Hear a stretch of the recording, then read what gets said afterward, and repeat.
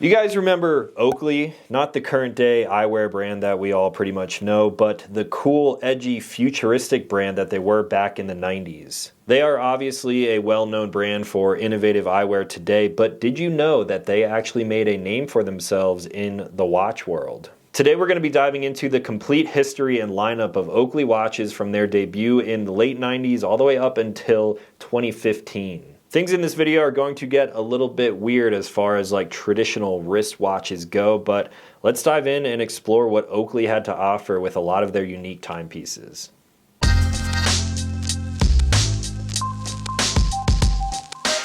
What's going on, everyone? Welcome back to the channel. If you're new here, my name is Talon and I make new videos every single week. So if you are interested in some of the stuff that you see here, then consider clicking subscribe because I make new videos every single week.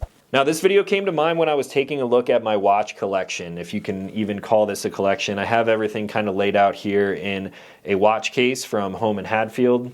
I did a video on my daily watch, which is right over here, and there was such a good response from you guys here on the channel, and all of you said, hey, make more watch content. So that's exactly what I decided to do today. So I'm looking at my collection, or lack thereof. I just have a few pieces in here. A majority of them are actually Casio G-Shocks, which is not a bad thing in my opinion. I love Casio. But I was looking at some of the watches and I decided maybe I should kick things off with the first watch, maybe not my actual first watch, but my oldest watch in the collection, one that I've had for the longest time out of anything else that you see here. Now, I picked this watch up back in 2015, I believe, which is kind of where this video ends today. We're talking about the history of Oakley, of course, and I decided instead of just diving into me reviewing this watch, I wanted to do a little bit more research, and I found that there is not much information out there, at least in video form, about what Oakley had done back in the late 90s, early 2000s to the watch world. Some of you may have just found out now that Oakley at one time had actually made watches, and a lot of them, at least in my opinion, a lot of the stuff in this video is really going to be kind of my own personal opinion, but a lot of the watches were really cool, really different than anything else that you saw at the time, and even today, there are some designs that Oakley released that nothing really compares to, and I'm not saying that in like a ooh, high-end luxury watch way. It was just different. It was cool and futuristic and edgy, and that was the cool version of Oakley that I kind of grew up remembering. Now, I'm not saying that to knock Oakley, but at this point in time, they make sunglasses, and I don't really see any like innovative push for anything that they've done really since they got out of the watch game in 2015. So I went deep down the rabbit hole, not only researching my own watch, which I honestly learned some things about, but I researched Oakley as an entire company and really what they were doing during the time when they were making watches. I can't guarantee that everything I say in this video will be correct. I made a ton of notes here to kind of reference throughout because they made a lot of watches. A lot of the reference photos that I found of some of these pieces are old and grainy because the internet was kind of in its infancy at the time. We're talking about like old HTML websites where I'm screenshotting photos from, but I dug up about as much information as I possibly could and wrapped it all up here to deliver to you guys in this video. So without further ado, let's travel back in time to the year of 1998 when Oakley, the sunglass company, decided to launch their first ever wristwatch. So the year is now 1998 and Oakley decides to launch not just one watch, but basically their line of watches. Oakley entered the watch market with the Time Bomb in '98, and this was their first ever non-eyewear product line. Oakley's founder, Jim Gennard, brought some of the same level of innovation found in their eyewear to their watches, making a really bold entrance into what at the time was a pretty conservative watch market. The Time Bomb featured a futuristic design and a Seiko quartz movement, combining precision with Oakley's signature style. Now, this watch retailed for $1,300 for their very first watch, entering into a market that they've never been in before. That is a pretty hefty price tag for the time, but it really set the tone for Oakley moving forward into this sort of high-performance design-forward approach into this new market for them. Now, over the years, Oakley really spanned this broad price range, starting with watches like the D1 all the way down at about $100, all the way up to their highest price wristwatch at $9,000, the Full Metal Jacket. So over this time frame, Oakley was really targeting a pretty wide audience when it came to watches, which I find pretty cool. I have a bunch of different stuff in my collection, from more like luxury brands, high ticket items, down to cheaper options like Casios and Hamiltons, things like that. I really love what Oakley did here, but unfortunately, sadly, they did discontinue their watch lines in 2015, and anything that you hear in this video, you see in this video, if it's something that you like, your only chance to get one is going to be on the secondary market. So Oakley kicked things off with the Time Bomb. Let's dive into some more iconic models coming out of the Oakley Watch evolution. One kind of funny note that I have in here is that when they released the Time Bomb back in 1989, they had a Grand Seiko movement, an automatic watch, and they made a very special version for none other than Michael Jordan. This was the only gold watch that they have ever made in their lineup, and it was honestly kind of cool. I don't really love the aesthetics and the style of it, but it was way different than anything else at the time. It has a solid movement in it, and it's gold. Michael Jordan obviously wore a ton of jewelry, pretty flashy guy at the time. So it was really cool to see the Time Bomb come to fruition, and it's collectible, still being kind of replicated by other people today. Any of them that are out there generally are being repaired and restored, so you can actually find a Time Bomb on the market. Now let's go forward a year to 1999 when Oakley released the Icon and the Icon Small Time Bomb. This is kind of a more traditional, slimmer version of the Time Bomb, and it was designed for those seeking a classic look with Oakley's kind of signature flair. The Icon was slightly smaller at 38 millimeters, and it featured a polished case. This is about as traditional, I guess, as these watches ever got. It's still very different, but polished case, smaller, not quite as funky. It is what it is. Then in 2000, Oakley released the D1, which I just mentioned. This was their entry into sport watches, a digital model nonetheless, and it was built for athletes. The D1 retailed at $180, and it was much more affordable when, of course, comparing it to the Time Bomb, which is the only other thing to compare it to at this point. The D1 was equipped with a high contrast display to track lap times, run times, and it was kind of making a tool watch for professional athletes. Whether or not this kind of caught on and replaced some of the other super popular sport models out there, I don't really know. Again, the internet was in its infancy at the time, but I think it's a cool watch. I might wear one. Fast forward again to the year 2001 when Oakley released, this one's controversial. This is, I think, one of my favorite, like, really funky pieces coming from Oakley, and this one was known as the Torpedo. This is an absolutely disruptive and organic looking design. The Torpedo almost looked like it kind of melted in the sun. If you just stuck a plastic watch out on your wrist and held it in the Arizona sunlight, it kind of looked like it just lost its shape and kind of melted around your wrist. That's basically what the Torpedo looked like. But I think it's cool. This thing was originally priced at $475, and the analog model would later be found at Oakley Vault stores for under $200. The Oakley Vault stores were essentially like kind of like an outlet store for anything that they weren't really selling. So it seems like the Torpedo didn't sell really well, and I can totally see why. It's a weird, funky watch, but if I had the chance to own one today, I think I might own one. And then later, also in 2001, Oakley released the D.5, the D like half. The D models kind of ran on for a while, so this one is the D.5. This was 87% smaller than the original D1, and it was designed, again, specifically for runners and track athletes. Since it was so small and the strap is smaller too, it came with a more affordable price. Originally marked at $160, this thing actually made it as a favorite for sports enthusiasts. And then also in 2001, they came out with the Crush and the Bullet, which is kind of like the Torpedo, but a little bit more subdued for people who thought the Torpedo was stupid and it looked like a plastic melted watch on your wrist. The Crush was a more stylish, kind of mainstream version of the Torpedo with a stainless steel analog design and an unobtainium band. Remember that, unobtainium. We're going to talk about that in a little bit once we get to my own personal watch. And then the Bullet took the same design, but it added a little more of like a luxury finish with a sapphire crystal, and that one retailed for $750. If I had my pick between the Crush, the Bullet, and the Torpedo, I'm still going with the Torpedo. Hate me if you want, but let me know what you guys think about that in the comments down below. So now we're working our way into the 2000s and things are getting even more kind of weird. People are now finding out about Oakley watches and they decide to kind of double down and come out with a lot more. Starting in 2002 with the Detonator. This was Oakley's first true analog chronograph watch, bringing classic watchmaking together with that funky modern Oakley design. This thing at the time was priced at $395 and it was an affordable entry into the world of chronograph watches. Also in 2002, we got two more D watches, the D2 and the D3. These were essentially improved versions of the D1 with some new features like the ability to store 50 different runs and you can track up to 100 different laps. So again, these were really tailored towards people who were at the track running a lot, whether it was marathons or some kind of like Olympic sporting event. They were affordable, but apparently later down the line they were plagued with some durability issues. I don't really know much about that because I couldn't find much online, but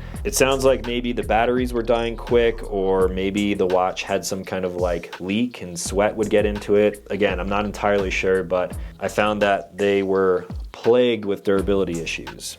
And then also in 2002, they kind of re-released another model, the Crush, this time with the 2.0 and the 2.5. These were of course designed with Oakley's signature disruptive style, but in a more kind of appealing version to like regular people. Again, I'm talking about this in 2024. So maybe you guys think this old retro stuff is cool, but at the time, the original Crush, people were like, what is this thing? So this was kind of their attempt to make it a little more palatable for people. The 2.5 was essentially the 2.0, but just a smaller version, mainly tailored towards women. And then 2 years later, the year of 2004, Oakley released the Judge. The Judge was a true Swiss-made chronograph with a precision movement and a sleek stainless steel case. This one retailed for about $575 and it was marketed as a precision timepiece with a little bit more of a professional appearance. None of these watches so far have really been that of one that I would classify with a professional appearance, but that was kind of what they were going for with the Judge. And then 1 year later, in 2005, they decided to release the Minute Machine. This actually became one of Oakley's most popular models, at least that's kind of what I've gathered from my research. It was originally called the Time Tank until a legal dispute with Cartier came up. You can't really call a watch a tank when Cartier has the tank and I mean the Crash, the Santos, all that stuff that's kind of like legendary. That's their name. They've been making watches for a very long time. So they were like, hey Oakley, what are you doing? You can't do that. Hence the shift to the name Minute Machine. This one featured a bold, square design, again, kind of stepping on the toes of Cartier there. And they later released a diamond dial edition priced at $4,000. Now, I couldn't really find any good photos of this, but I would kind of like to see one in person because paying $4,000 for a funky Oakley watch, not saying I wouldn't do it. At this point, they're all collector's pieces, but it's kind of wild in 2005. So now let's switch gears a little bit more and kind of segment out this video so you guys can jump around with the chapter notes down below, figure out whatever you want to figure out. But now I want to talk about some of their high-end and kind of limited edition watches. We're going to start off with the most expensive watch that I mentioned in the beginning. It is the year 2011. Oakley releases the Full Metal Jacket. The Oakley Full Metal Jacket retailed at $8,995, which is pretty competitive with, I mean, even in today's market, you could get a Rolex Oyster Perpetual, you could get some Omega Speedmasters, Seamasters and stuff around that price, and I'm talking like new price too. So Oakley coming into the market with this watch is crazy, and I've never seen one of these in person, just reference photos, but I will say, it looks kind of cool. There were only 100 units of these ever made, which I guess kind of adds to that exclusivity and that high price point. And one of the interesting things is that it featured a pocket watch chain. So it's an incredibly exclusive timepiece, and it's, again, kind of funky with Oakley's design. You could put it on a chain and wear it like a normal like pocket watch. So kind of cool. If any of you out there have one of those, let me know because I would love to kind of see one and feel one in person. It looks like a really cool watch to me. And then also in 2011, they released the Hollow Point.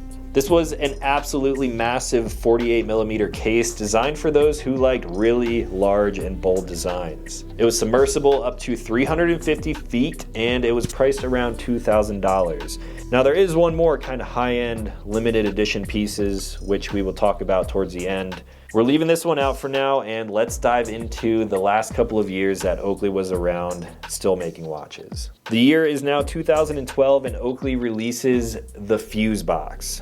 This is where Oakley really started going out with like their final designs. I guess things maybe weren't doing so well and they were like, all right, we're just gonna design the funkiest, craziest watches that we absolutely can. Now this thing featured a half moon case and a modern chronograph design. Unfortunately, it did not do very well in the market because the year is 2012 now and they discontinued it pretty soon after the launch. Then in 2013, they released the bottle cap. This is a simple, colorful design with a gold-plated quartz movement on the inside and again, an unobtainium band. Keep remembering that. At the time, this one retailed for $550 and it was one of Oakley's most approachable watches. I don't know if they based that statement off of sales or just kind of like the design of it, but I guess if you're approaching Oakley watches and you're thinking about buying one, maybe the bottle cap was the first one that would come to mind. And then in the final year of 2015, when Oakley made their last watch, sadly, at least in my opinion, they released the double tap. This is the final Oakley watch released before the line was completely discontinued. It is a chronograph design with a Swiss movement, and it still remains a collector's item to this day. Basically, all of these do. This one retailed at $795, and this one kind of put a nail in the coffin. It marked the end of Oakley's watchmaking era.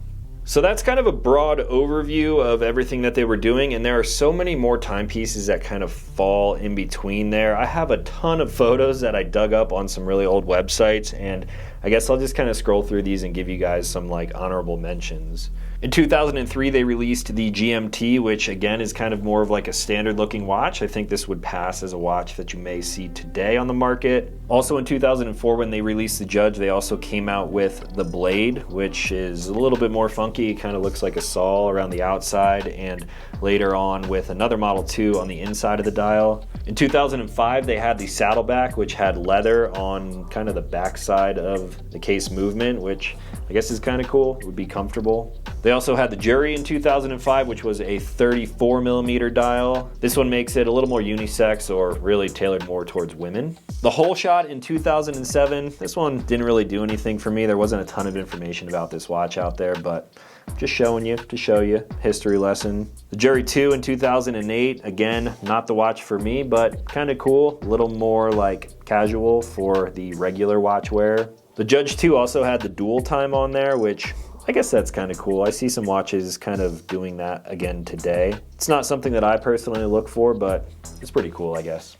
The Crankcase in 2008, this one kind of, I'm assuming, is just like piggybacking off of the kind of automotive naming designed watches that they have. So they had things like the Crankcase in 2008. And then in 2010, they also had the Gearbox and the Gearbox automatic version too. Kind of cool. We had the Warrant in 2009, the Time Bomb 2 in 2009, also the 12 gauge in 2009. 2009 was a big year for releasing new design watches for Oakley. The Transfer Case in 2012. This one actually is really cool in my opinion. It's similar to the watch that I personally own. Again, along that like automotive naming line. This one retailed for $525, which makes it a little bit more approachable than some of the other ones out there. And also a pretty big watch, 40mm there, but overall, kind of simple. I like the idea of having the crown off at like a 45-degree angle. I think it's a cool watch. The Kill Switch in 2014, this one looks pretty chunky. This one retailed for $695. And I think that basically rounds out all of the watches that Oakley has ever made, except for this one right here. So now let's actually talk about the watch that has been on my wrist for this video.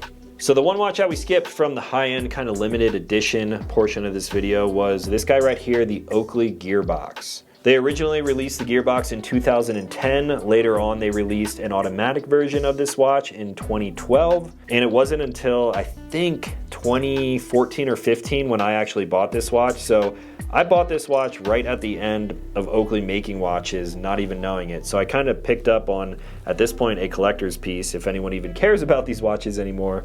But I got this one at the right time, and this is the only other watch that they made in gold. They made that Time Bomb for Michael Jordan in like a gold-plated version. This is a very rare version of the gearbox. Now, I bought this watch from an Oakley store in Times Square in New York City. Again, not even really knowing that Oakley made watches at the time. I was in the store, I had some money to spend, and I was like, oh my gosh, this watch is so cool. I still think it's cool. At the time, I was young and I thought flashy stuff like this was extra cool. Nowadays, if I just saw a watch like this out on the street somewhere, I probably wouldn't purchase it. But knowing the history of Oakley and their watches and stuff, I think this to this day is still a very cool piece. So I dug through the archives of the internet to figure out what Oakley's website actually looked like back at this time if you wanted to place an order for a watch like this on the internet. Now, I couldn't find the gold version of the gearbox pretty much anywhere, so maybe this was like an in-person, in-store, exclusive, limited edition type of watch. I have seen a few of them on the secondary market, but you really don't see them very often. So I dug through Oakley's really old website, and let's check out the description of this watch. The gearworks of performance machines blends the elegance of precision with the art of kinetics. Oakley gearbox is inspired by that intricate beauty and the craftsmanship that makes it possible. This timepiece salutes mechanical engineering with the precision of a Swiss movement and a sculpture of stainless steel. The gearbox features a 5-jewel quartz movement and a uniquely dimensional dial face. Impact forged stainless steel is honed with computer numeric controlled machining. They're talking about CNC machining here. And it's also matched with a screw down crown placed on the left side of the chassis for a really distinctive look. For a while, every time I put this watch on, I would put it on backwards because the crown is over here on this side. And it's a really cool design. I kind of like it because the watch is so chunky, and when you move your wrist, having a big crown like that on this side would definitely get in the way, so it kind of makes it unique having that over here. Now we're getting into the good stuff. A durable strap of unobtainium rubber offers all-day comfort. This Oakley original is optimized with the protection of a pure sapphire crystal and the endurance of a 60-month battery. Now, when it comes to the battery, I think 60 month is about right there. I have replaced the battery in this twice. Probably once, like early on when I first got the watch, and then it sat in a drawer in its case. I actually have its case right here in this drawer. This is what the watch actually came in. It's kind of like a hard-sided case, and it zips open. It's got some like soft felt on the inside there. So the watch lived in here for a while when I really wasn't wearing watches. And somehow, after all of the places I've traveled and moved to, this watch stuck with me through all of that, and I still even have the case to this day. Now, I did recently change the battery in this. Simply opened the case back, used some tweezers, and kind of pried the old one out, put the new one in place, and this thing is working like a charm. Now, the sapphire crystal on here still looks really good. The case is a little bit banged up from wearing it occasionally. Whatever kind of gold plating they use on here still looks really nice, but it does scratch easy, as anything shiny and gold does. And now let's talk about the unobtainium band. I don't even know where they came up with that. I'm assuming it's like a trademark, a registered trademark word from Oakley, and it's this rubber band on here. I will say, it is really comfortable, although it is really thick. It's nice and flexible. And I'm going to use the kind of weirdest adjective to describe this band. You think about comfort and fit and how it feels and stuff like that. This watch band smells delicious. It's so weird. I don't know what they did to this, but again, this watch is like almost 10 years old at this point. The unobtainium has this kind of smell to it. It smells almost like vanilla. I don't really know what else to kind of compare it to.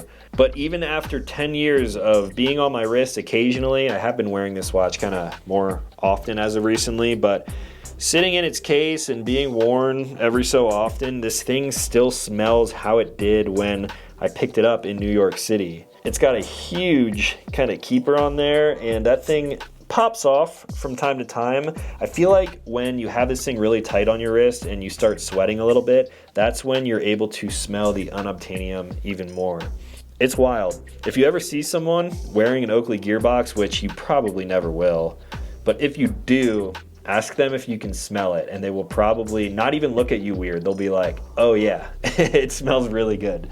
Now, speaking of that, I actually have seen one more of these out in the wild. It was a different variant. It might have been the titanium version. Often the gearbox was made out of titanium, and I saw a friend of mine wearing one. I don't even think he knew what was on his wrist, but I was looking at his wrist and I was like, is that a gearbox? And he's like, it's from Oakley. And I was like, dude, that's so rare. You don't see them anywhere. So if you see a watch like this out in public, it's kind of like a unicorn at this point. So let's look at the specs that they had listed on the website here. It's a Swiss-made quartz movement, 5 jewel in there. You could kind of see that when I place the battery on this watch. It does have a 3-hand analog display for minutes, hours, and seconds. And the gold-plated theme of this specific limited edition watch runs through there, so the seconds, minutes, and hours hands are really nice and shiny. And there's actually some blue lume on all 3 hands. I'm gonna be honest with you, it's not the best lume ever, but if I am out in the sun and go into kind of a dark environment, it glows pretty well, just doesn't last very long. The case is made out of an Impact Forge 316L stainless steel. I'm not sure if that actually holds true for this specific watch. I'm assuming it would be stainless steel and then coated in maybe like 18 karat gold. To be honest with you, I have no idea. It's got the massive screw down stainless steel case back, high precision CNC machining all over the case, sapphire crystal with an anti-reflective coating, which actually works pretty well. I didn't realize that they kind of marketed this as anti-reflective, but unless I put it like directly in the light, I feel like this watch is really legible from all different angles. 10 bar of water resistance, which is 100 meters or 330 feet. I have never been in water with this watch. I guess if I wore it every single day, I would end up in water eventually, but I don't wear this thing when I shower. It's never seen water in its life. And the regular finish options for these watches was a brushed stainless steel or a stealth black.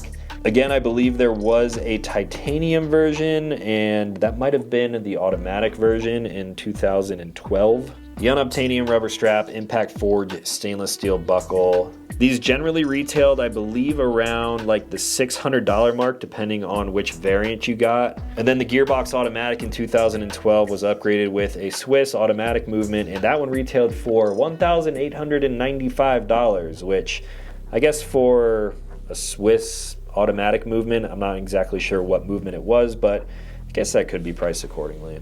So now just to nerd out about this watch, a tiny bit more, this thing is huge. It sits really tall on the wrist, although it is fairly comfortable with the unobtainium strap. It is a really thick strap. I don't have a problem wearing this watch all day, maybe not every day, but occasionally I will throw this thing on if I want to be a little more flashy than some of the other options that you see over here, which is all basically just stainless and rubber straps. Or NATO straps too. Now, if you look at the dial on this is probably one of my favorite parts. It is a really dimensional dial. The right side of the dial from 12 o'clock down to 6 o'clock is kind of like a gloss black in there, and then the hour markers and the big 3, as well as the Oakley symbol, is kind of finished in this like matte black material, and then they mirror that for the other side from 6 o'clock back up to 12. The dial is completely matte, and instead of the 3 and the hour markers being kind of extruded from the dial face, they're actually kind of like recessed in. So it's not something that you would notice just kind of looking at the watch at a glance, but if you look really closely, it's pretty cool. It's a really dimensional dial. It looks like the left side of the dial, they kind of removed material, and then on the right side of the dial, they removed all of the material, but then left all of the other features kind of standing in there. It sounds crazy, but this is actually one of my favorite dials out of any other watch that I have here. A lot of them are kind of more classy, and this is definitely a really bold design, but at the same time, it's subtle. You probably wouldn't notice a lot of those features unless you really looked at this thing up close. There is really nice gold hardware all throughout this thing. I'm not entirely sure what the 2 on the front of the case actually do, but the crown is really easy to unscrew and adjust. You can do a little bit of second hacking with a watch like this, and yeah, I don't know. It's just one of those things that's kind of nostalgic to me because it is really kind of like my first watch. I've had it for a long time. Again, it may not have been my very first watch. I'm sure I had like a Fossil watch a long time ago, but this is the first one that I bought and I've actually kept with me this entire time. So this right here is my oldest watch in the collection. And that is the history of Oakley watches, which none of you asked for. If you're still watching this video at this point, I applaud you. Thank you for making it all the way to the end. If you're here, I would appreciate it if you left a like. Let me know what you guys thought about this little history lesson. Which watches out of this weird, funky lineup did you like the most? And maybe some of you out there actually own one of these watches.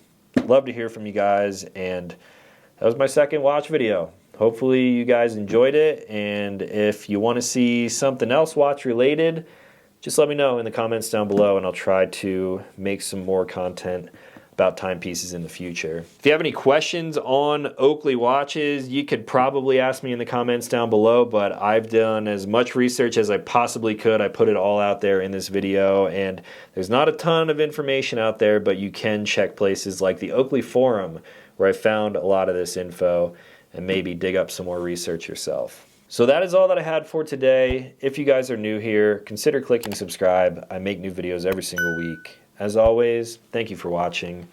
I'll talk to you in the next one.